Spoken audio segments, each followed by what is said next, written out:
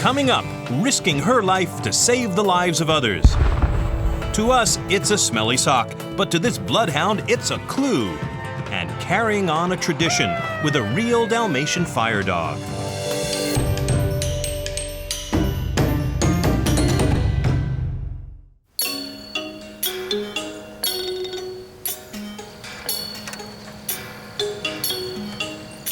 Vera is a highly trained scent detection dog. Her job is to find landmines. The village of Nang Ya Keo in central Thailand is a farming community near the Cambodian border. Unfortunately, it's riddled with mines.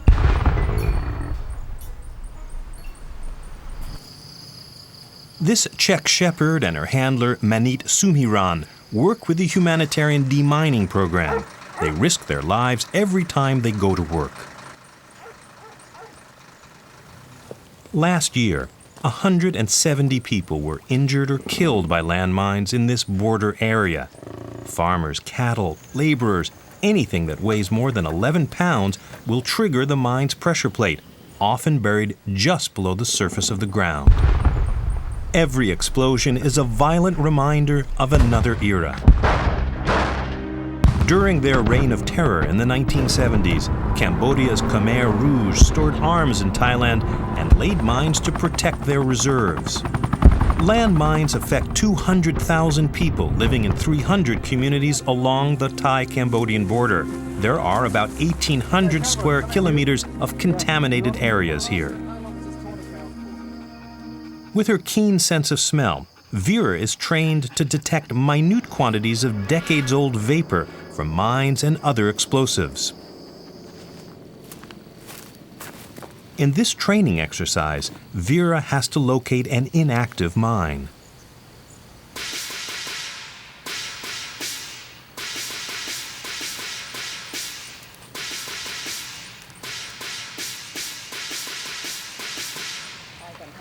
Manit checks the wind to make sure the breeze is moving toward her so that Vera can smell the mine before she reaches it.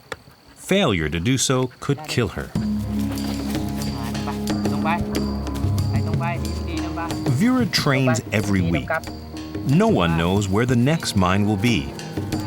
Bullets, shrapnel, and other metallic debris in the ground prevent the use of metal detectors. Their scent makes Vera's job extremely challenging, but unlike a metal detector, she can detect mines when they're made of plastic. Vera locates the buried mine. She indicates her find by sitting next to it.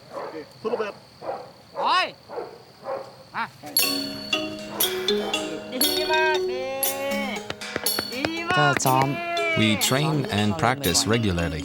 I motivate her to work by playing with her. Regular training and practice helps the dogs to not forget about the mines. Every morning from 6 to 11, Vera and Manit go out to clear suspect areas. They work 14 days on, 7 days off. They've been working together for 18 months and have saved countless villagers. Unfortunately, Vera's work came too late for John Pantateo, who stepped on a mine in a rice field.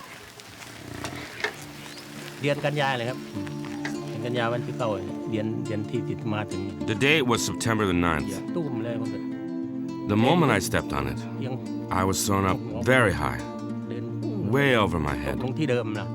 And then I fell down at the same spot where the mine was. After the shock, I tried to sit up, facing the west. I looked at my legs. They were not there. The humanitarian demining dog teams have been working for 3 years in the Thailand-Cambodia border area. Vera won an award for being the very first dog to locate a landmine in the region. But her work has just begun. thousands of mines litter the region.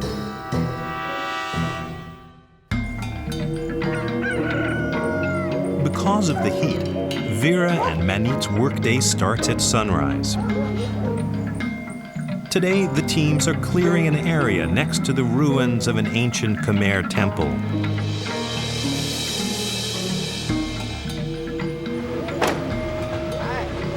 Ruben Pena is the senior dog advisor at Thailand Mine Action Center. We have no intel or knowledge on the location of the mines. So we take information from the villagers, we take records of history on where the last mine incidents were, then we set off a perimeter, record on that area, and we start area reduction. In this case, in this area, we've done about 500,000 square meters. The dogs themselves have found 33 mines. Mainly what we're doing is we're clearing every square meter, making sure there's no mines there before we turn it over to the villagers. Vera can check land 4 times faster than a human deminer. Over 400 dogs are being used for demining all over the world. Almost all of them are German, Malinois, or Czech shepherds. These breeds are renowned for their extremely sensitive noses and their work drive. This temple was built almost 1,000 years ago.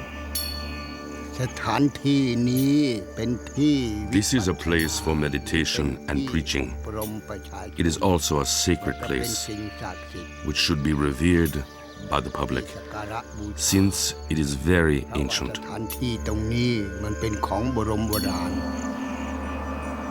Today, extreme heat makes the detection process even more taxing. But Vera remains focused on her work, every tense step of the way.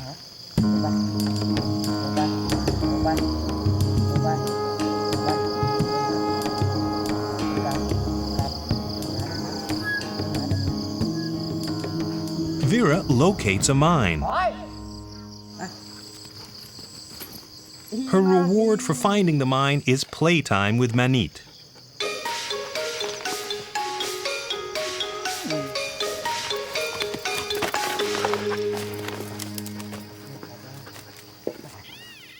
Human deminers remove the landmine so it can be destroyed in a safe area.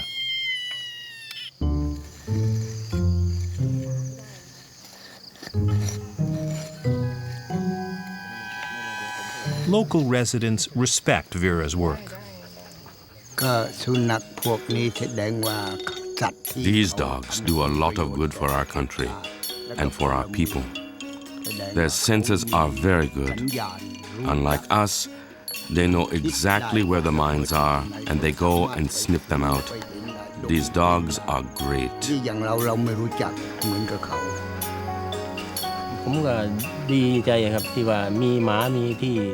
I'm glad there are teams of dogs and soldiers coming to help demine the land. The farmers of Nanya Keo are now able to work some areas without risk, and they won't end up like me. People here, our children and grandchildren, will not be losing their limbs. Life will be better.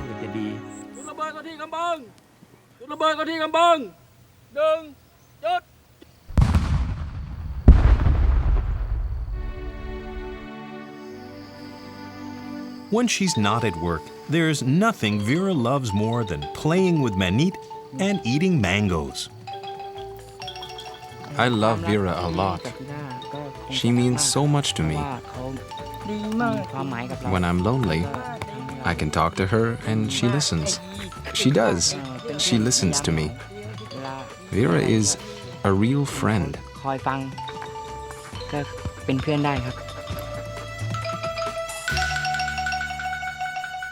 I think that's an interesting thing. This one piece will make 52 layers. Watch on mobile devices or the big screen, all for free. No subscription required. Download Vili now. The Quebec village of Cap Saint-Ignace lies between the St. Lawrence River and the Appalachians. The fall hunting season helps keep the game populations in balance with nature and is strictly controlled.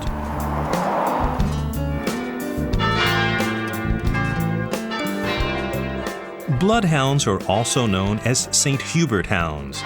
St. Hubert is the patron saint of hunters, and so each fall a special mass is celebrated here. The dogs are honored in the ceremony.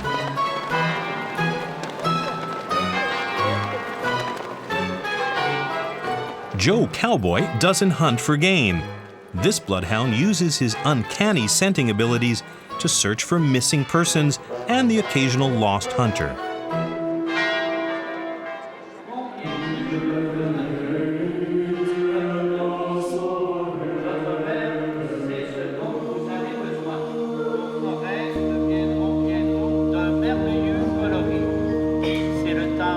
The St. Hubert Mass comes from an old European French tradition where hunters would gather in the church with their horses and dogs to be blessed before hunting season began. Joe and a few other bloodhounds are given front row pews. Joe's owner is Renee Saint Louis. She breeds bloodhounds and keeps 7 as pets. In the last little while, 3-year-old Joe has found 4 lost people. He's got a 100% success rate. Unfortunately, Joe has emotional scars from being sold to a police officer who mistreated him. The policeman I sold him to worked with German Shepherds. So I explained to him that bloodhounds don't work like German Shepherds. They don't keep their noses to the ground. They search the air for the scent. Okay, come here. Here. The policeman punished Joe every time he raised his head to sniff the air. When Renee found out, she took Joe back. It took her over a year to rebuild his confidence. Le Saint-Hubert, c'est un chien qui est très sensible. Bloodhounds are very sensitive dogs, and you have to be gentle with them. I find it sad that someone has done this to my dog, but we hope that with a lot of love, he'll get over it.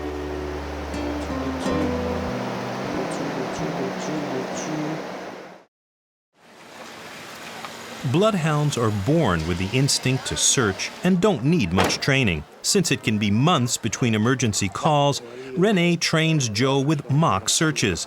Today he'll look for her husband Andre. Andre lays a trail. Then he hides out of sight. Joe sniffs one of Andre's socks so he knows who he's looking for. A tracking dog would follow Andre's footsteps, guided by the smell of bruised grass.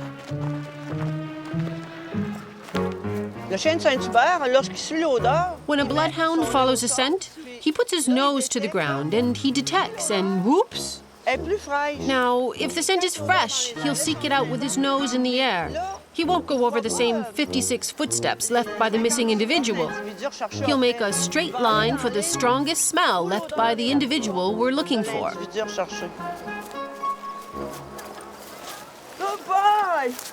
Yeah! Joe's rewarded with his favorite treat, a piece of camembert cheese.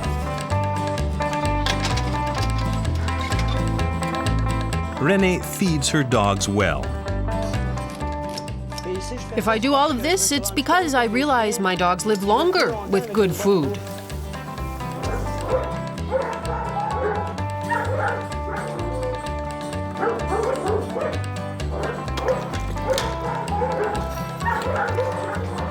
Now we're going to eat.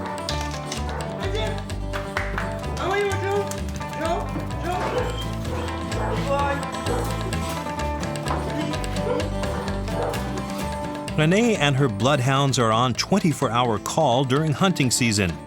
When someone is missing, Renee's friend Libert calls on her and Joe to go out and search. Bon, ben ça marche. Bye-bye.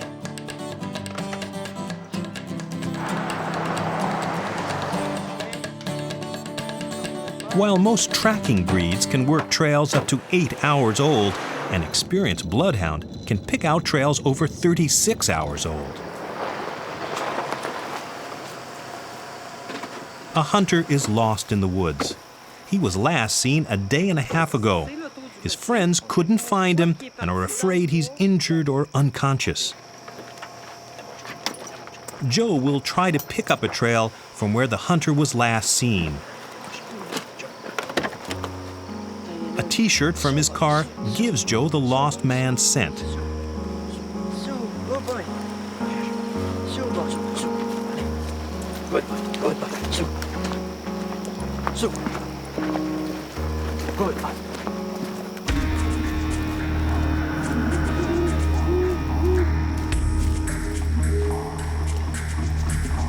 The Bloodhound's long ears and excess skin on his face and neck help him when he starts a new trail. When Joe puts his nose to the ground, the extra skin and his ears fall forward, forming a cone that concentrates the scent.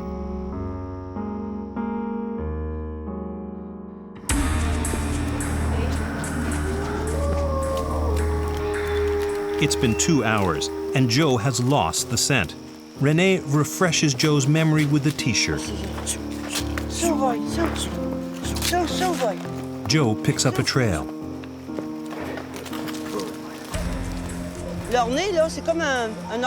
Their nose is like a computer. You give him a whiff of a missing person's clothes, and you can be just about sure he'll find them.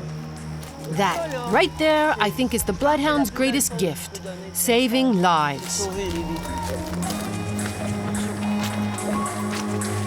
Bloodhounds don't always stay on an obvious track because wind will shift the scent. Joe barks in excitement. He's getting close.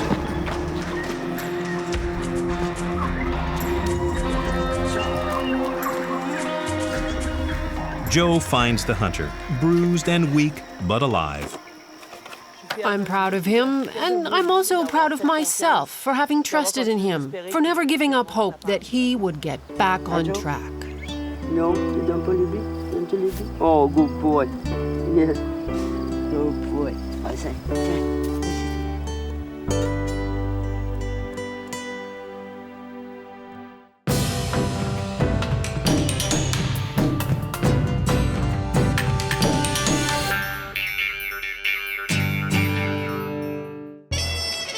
Chicago, Illinois, birthplace of the skyscraper.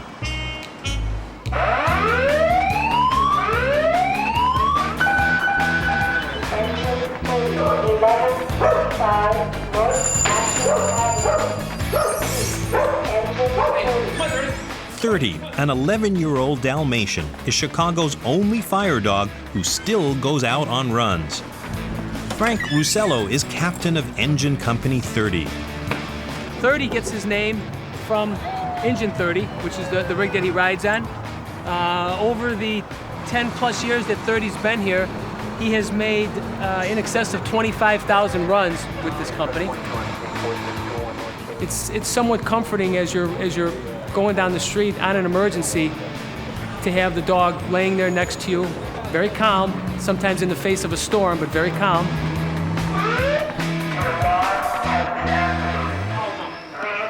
Fortunately, this is only a drill. Once a week, 30 and the firefighters from his station visit an elementary school for a fire drill and safety lesson. It's a chance for us to test the fire alarm systems at site as well as in our fire alarm office, and a chance for the principals to make sure that their emergency evacuation plan for the children is working well. If we could make it more interesting for the kids and maybe answer some questions that they might have about the dog, then maybe it makes them a little bit more receptive to accepting our fire safety message as well.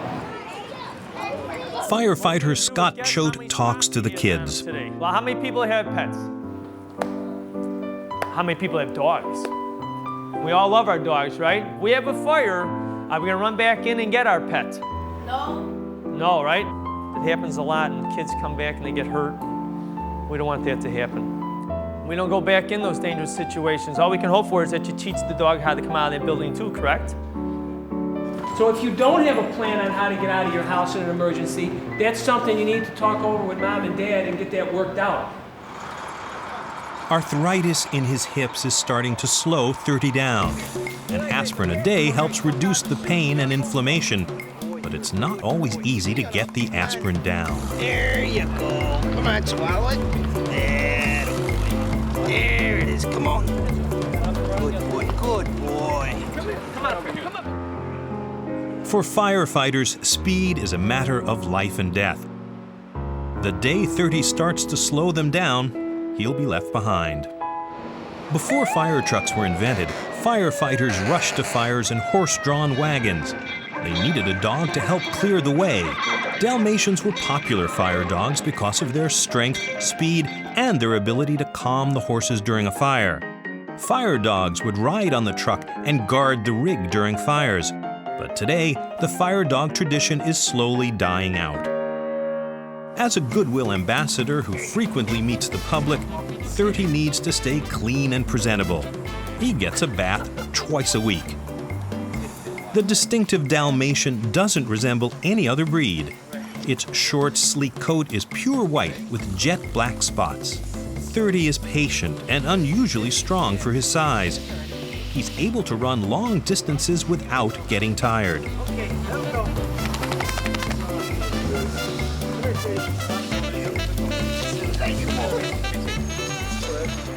It doesn't happen often, but there are times when he's just not quite quick enough to go with us. When the day comes where 30 can't make the rig and he can't jump on successfully, he'll just stop taking runs with us. While he'll have to stop taking runs one day, 30 will stay on at the station as a pet. He's one of the family. He kind of has like 3 families that roll into one family. There's 21 guys that are assigned to this house, and he's our pet. I couldn't imagine the house without him, really. When you come in the morning, 30 greets the oncoming shift, and he's just pleasant to have around. It'll be sad to come to work one day and to not find him here. So he's part of the family. He's one of us. Even when he's gone, 30's memory will live on in this tribute book to Chicago's fire dogs. 30 may be getting on, but he still has fire in his belly.